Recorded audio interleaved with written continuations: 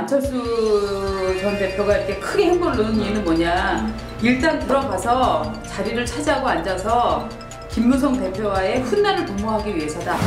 국민의당이 27일 날 새로운 당대표를 뽑는데 오늘 아주 돌발 변수가 하나 생겼습니다. 바로 안철수 전 대선 후보. 돌발 변수니까?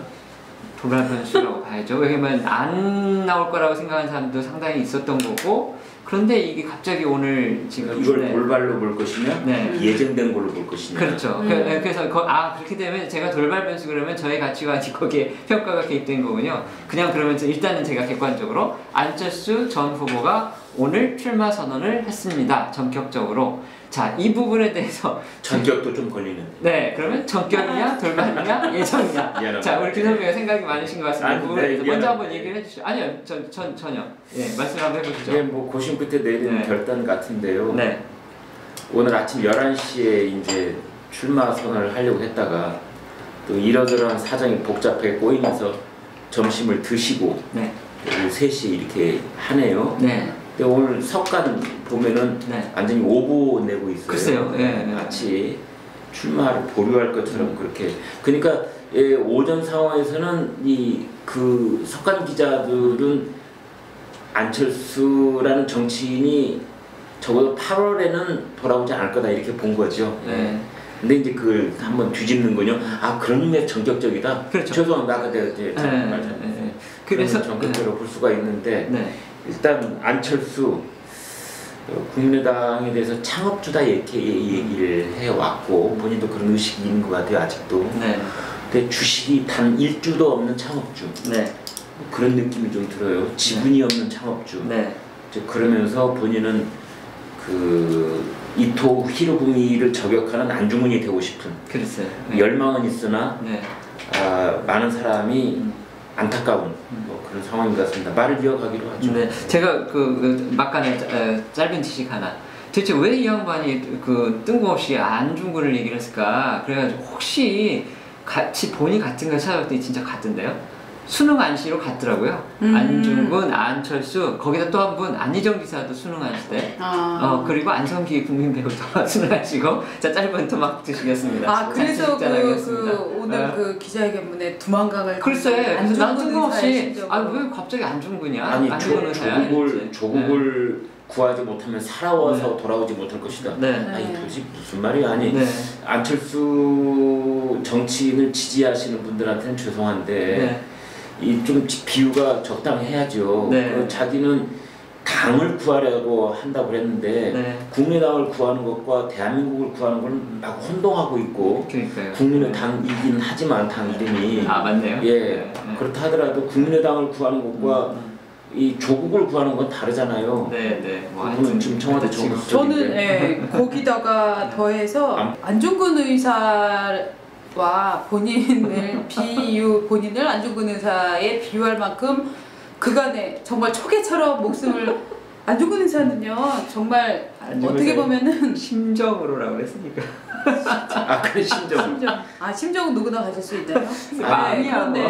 아니 우리가 비아냥거리는 것이 직업이어서 저대로 그렇지 않으려고 들어오는데. 저도 말입니다. 근데 하여튼 그러니까 이분이 정말 그 안철수 대표가 안중근 의사를 이렇게 끌어다가 자신의 어떤 뭐 상징으로 쓸 만큼 그간 행보를 보여줬는가에 따라서 우리가 그 비유가 참 맞다 아니다를 판단할 수 있잖아요. 사실 어떻게 보면은 안철수 전 대표는 필요한 순간에는 침묵을 했었고 자기 몸을 던져야 할 순간에는 피신을 했었다 하는 느낌이 굉장히 강하거든요. 안중근 의사한테는 이런 면모가 전혀 없기 때문에 그 뜬금포로 이런 식으로 이렇게 역사적 위인을 끌어다 대는 거는 좀 그래요. 지금 저는 이 흐름에서 가장 궁금한 점 중에 하나는 그겁니다. 오늘 기자회견 하기 직전에 국민의당 의원 12명이 기명으로 자기 이름 다 밝히고 성명을 내가지고 지금은 당신이 나설 때가 아닙니다. 나오지 마십시오. 이렇게 명시적으로 반대하는 성명을 냈어요. 12명이면은 40명 국회의원 중에서 거의 3분의 1입니다.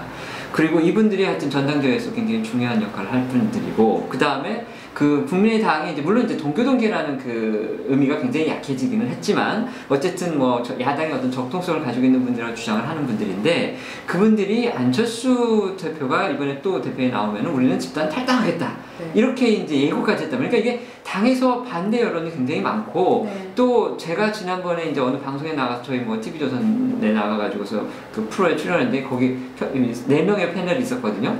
그 사회자가 물어봤어요. 안철수 대표가 나올 걸로 보십니까? 안 나올 걸로 보십니까? 그 중에 3명이 안 나올 걸로 보고 한 번만 나올 거라고 하는데 3분은 거의 다가 나와서는 안 되기 때문에 안 나올 것이다. 이렇게 사실 의견이었거든요. 그럼에도 이렇게 그러니까 객관적으로 보면 저는 굉장히 안 나온다고 보는 사람들이 많았는데 나왔다. 그렇다면 도대체 이 양반도 뭔가 생각이 있으니까 그렇게 했을 텐데 그 이유가 뭐냐? 저는 그 부분이 궁금한데 김 선배는 어떻게 보세요? 네, 그러니까 지금 이제 안철수 전 대표, 안철수 씨라고 그러죠 뭐. 그렇죠. 현직이 없으니까. 그 안 씨가 보기에는 지금 아니면은 자기가 그 8월 27일 날 있는 주주총회에서 주주총회에서 주주를 모을 수 없다 이렇게 판단을 한 것 같아요. 그래서 이제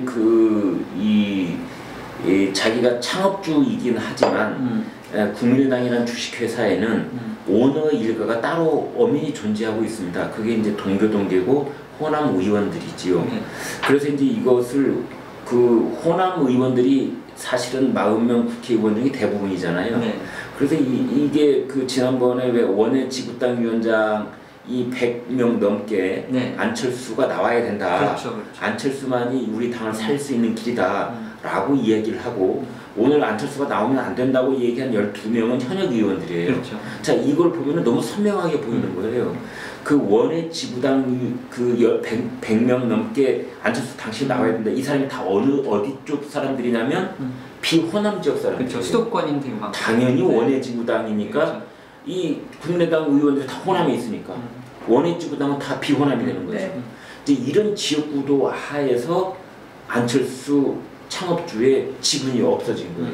그래서 이제 이번이 아니면 내년 여름에 있을 서울시장에 가령 안철수 나올 수 있을까? 그것이 아니면 은임 자중하다가 오늘 또 그런 얘기 했던데 자기는 뭐 대선에 출마할 생각이 있으면 오히려 더 기다렸다 나오는 것이 정답이라고 말하는 주변 사람들이 있었으나 그것도 맞아요. 이런 얘기를 했는데 이제 본인이 딱 컴퓨터를 돌려보니까 몇 년 기다려보면 아예 기회가 없겠구나. 내 새끼들도 지키고 자기도 지키고. 그래 지금 나오는. 박 부장은 어떻게 보세요? 약간 이런 것 같아요. 저는 이게 또 상상력인데 남편이랑 이제 크게 싸웠어요. 근데 남편이 근데 야 일단 너 나가 이래서 친정에 가 있었어요. 너 내가 화풀 때까지 들어오지 마 라고 얘기를 했어요. 근데 이 부인이 기어기어 집에를 들어와요. 왜 들어오냐? 기존에 살고 있는 남편보다 더 돈 많고 더 잘생기고 더 파워풀한 남자를 만났다고 저는 봐요. 그래서 이 집에 들어온 건 밖에서? 안에서? 밖에서 만났는데 왜 집을 다시 들어와요? 왜 들어오느냐? 애들은 데리고 나가야 되니까. 그래서 저는 그 남편이 그럼 그 바깥 남자가 굉장히 마음이 넓네. 그 부인이 갖고 있는 다른 남편하고 사이에서 난 애들을 다 끌어안아준다 그 얘기예요? 왜냐하면 애들도 자산이라고 보니까 이 밖에 남자는 머리수가 커야 된다? 그렇죠. 간단하게 빨리 얘기해보세요. 네, 저는 그래서 이 지금 비호남의 지지와 호남의 비토 이런 와중에 안철수 전 대표가 이렇게 크게 행보를 놓는 이유는 뭐냐? 일단 들어가서 자리를 차지하고 앉아서 김무성 대표와의 훗날을 도모하기 위해서다. 뭔가 그러니까 바른정당과의 연대해가지고 정기 개편 이런 거 하려고 그런다 이런 얘기. 저는 그렇게 봅니다. 알겠습니다. 저는 이렇게 봅니다. 그 아까 우리 김 선배가 얘기하신 그 포인트 중에 하나 중요한 부분이 있다고 보는데 지금 이번에 경쟁을 할 사람들이 지금 선언한 사람이 천정배 있고요. 그다음에 정동영 의원도 지금 나올 거라고 보는데 정동영 전주에 이 두 사람에 대한 소위 국민의당 본류파들, 그러니까 소위 말하는 안철수 전 씨를 중심으로 한 그 창당파들이죠. 약간 불안감 내지 공포감을 갖고 있는 것 같아요. 그러니까 이 두 사람 중에 한 사람이 될 가능성이 상당히 있다고 보는데 만약에 안 대표가 안 나올 경우에 그렇다고 그러면은 이 두 사람은 사실은 지금 여당인 민주당 사람들보다도 훨씬 더 속으로는 진보적이고 뭔가 좋게 말하면 개혁적이고 좀 과격한 진보고 이런 성향이란 말이에요. 대북이라든지 그다음에 여러 가지 복지나 이런 부분에서 그래서 이 사람들 둘 중에 한 분이 만약에 당권을 잡을 경우에는 소위 안철수 후보는 이분들하고 조금 다르잖아요. 그렇죠. 대선 때도 그 성향을 보면은 상당히 중도 개혁적인 부분이고, 그렇다 그러면 자기가 만든 당, 사실상 자기가 만든 당인데 그 당의 정치적인 색깔이라든지 어떤 정체성이 완전히 깨지고, 오히려 이분들은 지금 민주당하고 굉장히 가깝거든요. 그렇죠. 어떻게 보면. 그래서 당을 홀라당 민주당 쪽으로 갖고 이게 투항할 수도 있는 거 아니냐, 이런 소위 말하는 불안감 같은 것이 있어서 안 대표도 그렇고 주변 사람들도 안 되겠다, 저분들이 되는 것만은 막아야 된다, 이런 게 혹시 저는 되지 않을까, 있지 않을까. 민주당 내에서 이런 분위기가 감지가 되고 있어요. 누구도 입 밖에 꺼내놓고 말을 하지 않지만 가령 호남 지역에 있는 현역 국회의원들, 민주당 의원들은 아니 국민의당 의원들은 내심 민주당하고 다시 합당하기를 바라고 당연하죠. 자기 지역구와 공천만 보장이 된다면 다음 정부에서 바라고 있어요.